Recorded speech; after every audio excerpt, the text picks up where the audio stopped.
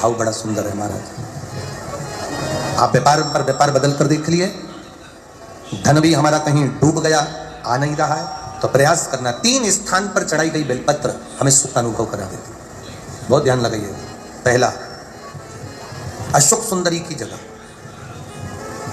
अब ये बेलपत्र जब भी आप चढ़ाएंगे तो रविवार की अगर प्रदोष पड़ जाए, कौन से दिन? रविवार की प्रदोष के दिन ये प्रयोग अवश्य कर देखिएगा।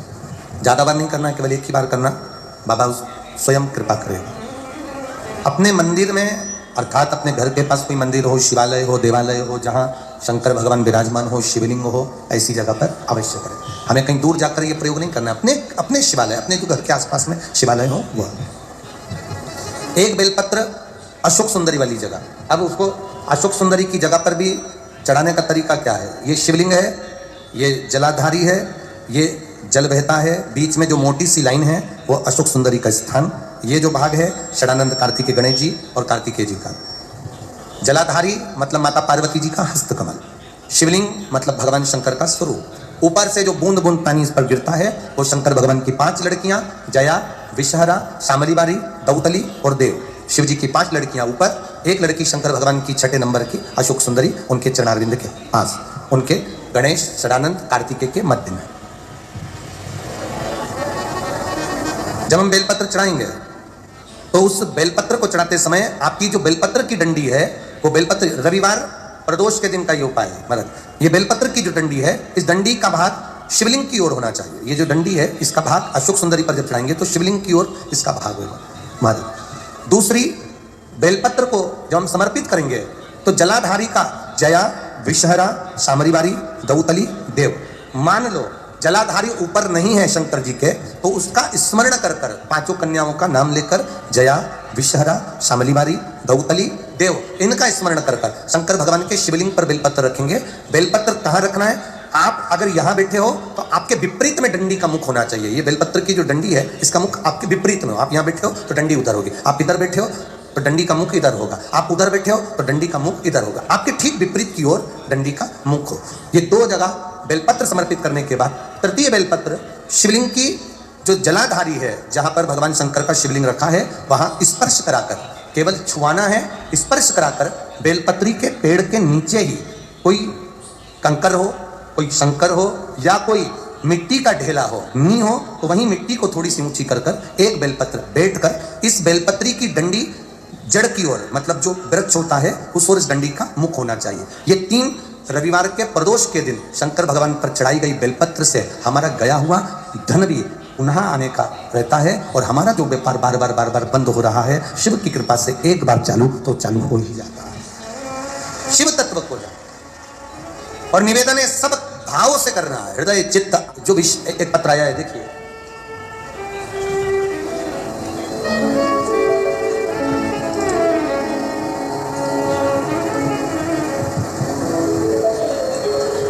मैं सुशीला देवी भिवानी राजस्थान से आई हूँ। कहीं बैठी हूँ सुशीला देवी तो हाथ हिला सकती हैं। भिवानी राजस्थान, मैं सुशीला देवी भिवानी राजस्थान से आई हूँ। गुरुदेव, मैं बाबा का क्या वर्णन करूँ। मेरा लड़का सरकारी नौकरी की तैयारी कर रहा था पर उसका जॉब नहीं लग पा रहा था।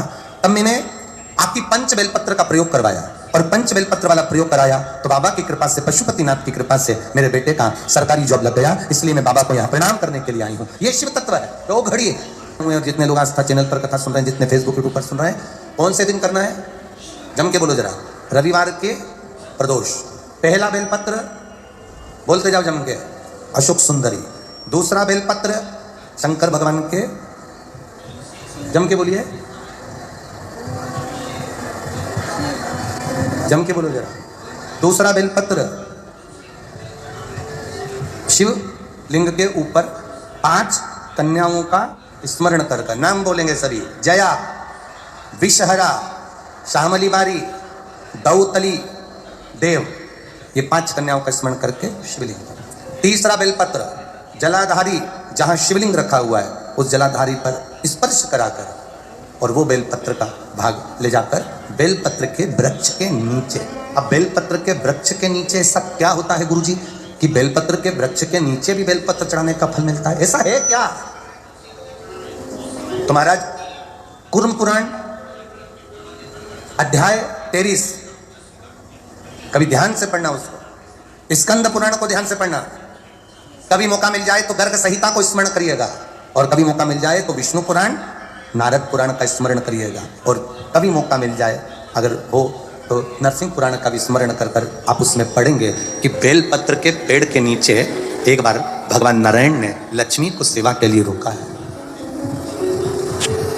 एक बेलपत्र के वृक्ष के नीचे माँ लक्ष्मी, माँ सरस्वती, माँ गायत्री, माँ सावित्री, माँ अंबा, जगदम्बा, जगद्धात्री, दुर्गा, सारी देवियां, सारे भैरव, सारी भैरवी, सारे देवता उस बेलपत्र के वृक्ष के नीचे रहते हैं।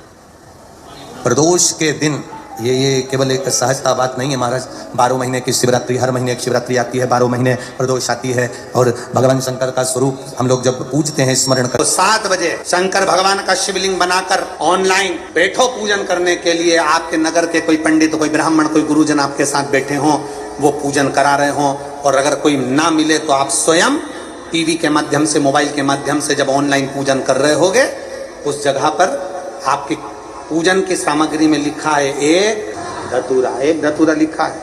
इस धतूरे के पीछे के भाग में, क्योंकि ये जो सोमवार से सोमवार तक का सावन आया है, ये 72 वर्ष के बाद आया, इसके पीछे के भाग में यदि पीला चंदन लगाकर, अग्र भाग में लाल चंदन लगाकर आप जिस समय पर पूजन करेंगे और धतूरा चढ़ाने का समय आए, उस समय पर जब आप अगस्त को शाम को 7 बजे, आप थोड़ा दूर हटो इन सबसे। दिखावट, बनावट की भाषा भगवान शिव को प्रिय नहीं है। सती मैया ने बनावट की भाषा में आकर एक शब्द कह दिया, मैंने कोई परीक्षा ही नहीं ली, असत्य बोल गई मां। एक झूठ व्यक्ति की जिंदगी को बर्बाद कर देता है। एक कौवे को एक हंसनी पसंद आ गई, कौवा उस हंसनी को अपने घर लिया है। अब हंस को बड़ा दुख हुआ, हंस ने थाने में जाकर रिपोर्ट कर दी, मेरी हंसनी को कौवा ले गया, मुझे मेरी हंसनी दिलवा दो। थानेदार ने रिपोर्ट लिख ली, केस चालू हो गया, अदालत में बात पहुंच गई। कौवे को मालूम पड़ा कि हंस ने केस लगाया है हंसनी के लिए, और यह अदालत तक पहुंच गई है बात, तो कौवा जज के घर गया, और जज के घर जाकर कौवे ने जज साहब से कहा, जज साहब, व्यक्ति की 7 पीढ़ी वैकुंठ में है कि नरक में, या तो कौवा जानता है या ब्राह्मण जानता है। इसलिए श्राद्ध में दोनों की महाप्रसादी होती है, दोनों का भोजन होता है। ब्राह्मण भी जानता है कि 7 पीढ़ी कहां है, और कौवा भी जानता है 7 पीढ़ी कहां। मैं आपकी 7 पीढ़ी को देख रहा हूं, आपके दादा परदादा को देख। अगर तुमने मेरा एक काम कर दिया, हंसनी को मेरा बना दिया अदालत में, मैं तुम्हें जीते जी तुम्हारी 7 पीढ़ी से मिला दूंगा। जज साहब, बस एक काम तुम्हें करना है, मेरी हंसनी बना देना है। कौवा कहकर चले गया, जज साहब कुर्सी पर बैठ गए, निर्णय चालू हुआ। निर्णय सुनते सुनते जज साहब ने निर्णय दे दिया कि हंसनी हंस की नहीं, हंसनी तो कौवे की है। हाहाकार मच गया पूरी अदालत में, यह निर्णय गलत हुआ है, पर बोले तो बोले कौन, निर्णय जज ने दिया है। जज ने निर्णय दिया, हंस रोता हुआ बाहर निकल गया। कौवे से जज साहब ने कहा, कौवे, मैंने तेरा काम कर दिया, हंसनी को तेरा बना दिया, अब तू चल मेरे दादा परदादा से, मेरी 7 पीढ़ी से मुझे मिलवा। तूने कहा था जीते जी मिलवाऊंगा। कौवा कहता मेरे पीछे चलो। कौवा आगे आगे उड़कर चला, जज साहब गाड़ी लेकर पीछे पीछे चले। चलते चलते चलते चलते चलते एक घने जंगल में पहुंच गए। नगर से बाहर, खेड़े से बाहर, शहर से बाहर, गहरी खाई के पास पहुंच गए। कौवे ने जज साहब से कहा, आओ गाड़ी से बाहर निकलकर। जैसे ही जज गाड़ी से बाहर निकला, बहुत तेज बदबू आ रही थी। जज ने मुंह पर रुमाल रखा, रुमाल रखकर कहता, यहाँ कहां लेकर आ गया? कौवा कहता है, जज साहब आगे तो आओ। जज और आगे आए, एक मरा हुआ कुत्ता पड़ा था, उस मरे हुए कुत्ते के पास में 2 इल्लियां थी, एक सफेद एक काली। उसी समय पर कौवे ने कहा, जज साहब ये जो 2 इल्ली दिख रही है, ये तुम्हारे दादाजी और तुम्हारी दादी जी हैं। तू तो कहता था मेरे दादा दादी बैकुंठ में, मेरे दादा दादी तो अच्छी जगह पर बैकुंठ में विराजमान है, तू तो मुझे जीते जी मिलवा रहा था, फिर ये नरक में मेरे दादा दादी को, मेरे माता पिता को तू इस नरक में क्यों दिखा रहा है? कौवा कहता है, जज साहब जिस समय मैंने कहा था तुम्हारे दादा दादी बैकुंठ में ही थे, पर आपने अपनी कुर्सी पर बैठकर एक निर्णय गलत कर दिया, इसलिए तुम्हारे दादा दादी को नरक में फेंक दिया।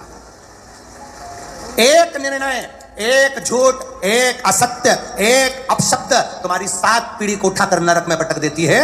दिन भर तुम मोबाइल पर कितना झूठ बोलते हो, दिन भर तुम कितना झूठ बोलते हो, तो तुम्हारे पूर्वज बैकुंठ में या पितृलोक में नहीं मिलने वाले, यहीं कटर में कहीं पड़े हुए मिलेंगे, उनको ढूंढना तुम। एक झूठ 7 पीढ़ी को नरक में लाकर छोड़ देती है। तो दिन भर में कितना झूठ बोलते हो, कितना कपट करते हो, कितनी बेईमानी की जिंदगी जीते हो। जरा विचार करना कि हमारे पूर्वज क्या बैकुंठ में मिलने वाले हैं, हमारे पूर्वज क्या स्वर्ग में मिलने वाले। एक झूठ 7 पीढ़ी को नरक में लाकर छोड़ देती है। तो दिन भर में कितना झूठ बोलते हो, कितना कपट करते हो, कितनी बेईमानी की जिंदगी जीते हो। जरा विचार करना कि हमारे पूर्वज क्या बैकुंठ में मिलने वाले हैं, हमारे पूर्वज क्या स्वर्ग में मिलने वाले। एक झूठ 7 पीढ़ी को नरक में पटक देता है। शंकर भगवान के सामने माता सती ने केवल एक झूठ बोला और उस झूठ का परिणाम यह निकला कि सती को भी प्राण त्यागना पड़े और सती के पिता को बकरे का मुंह लगाना पड़ा। एक झूठ उसके पिता को भी पशु बना देता। एक झूठ व्यक्ति। हम भी कह रहे हैं बोलो झूठ, मना नहीं है, हम बिल्कुल मना नहीं करेंगे, क्योंकि हम कह भी देंगे तो तुम कौन सा सुधरने वाले हो कि हमारे कहने से तुम झूठ बोलना बंद कर दोगे। बोलो झूठ, पर कितना। जैसे आटे में नमक डाला जाता है, इतना सारा आटा उसमें इतना सा नमक, स्वाद के बराबर। झूठ बोलो पर दिन भर नहीं, 24 घंटे नहीं। आटे में नमक के बराबर बोलोगे तो रोटी भी पच जाएगी और तुम्हारा जीवन भी संवर जाएगा। थोड़ा अरे मत बुरे कर्म कर बंदे वरना पछताएगा, भगवान की आंखों से तू बच नहीं पाएगा, तू बच नहीं पाएगा। अरे ओ अज्ञानी मत करना नानी, अरे ओ अज्ञानी मत करना नानी। तेरे कर्म का फल भी तू ही पाएगा, जैसा किया तूने तेरे आगे आएगा। मत बुरे कर्म कर बंदे वरना पछताएगा, भगवान की आंखों से तू बच नहीं पाएगा, तू बच नहीं पाएगा। बस अपनी जिंदगी को संवारने का प्रयास करना, दिखावट, बनावट और सजावट से दूर रहना। महाराज सज कर, मकान को सजाकर, घर को सजाकर, अपने आप को सजाकर आप दुनिया को रिझा सकते हो, पर परमात्मा को नहीं। सती मैया ने, सब जा रहे हैं यज्ञ में, जिस यज्ञ को करने से पहले सभा लगी, शिवजी पहुंचे, शंकर भगवान उठकर अपने ससुर को प्रणाम नहीं करे, प्रणाम नहीं करे तो ससुर को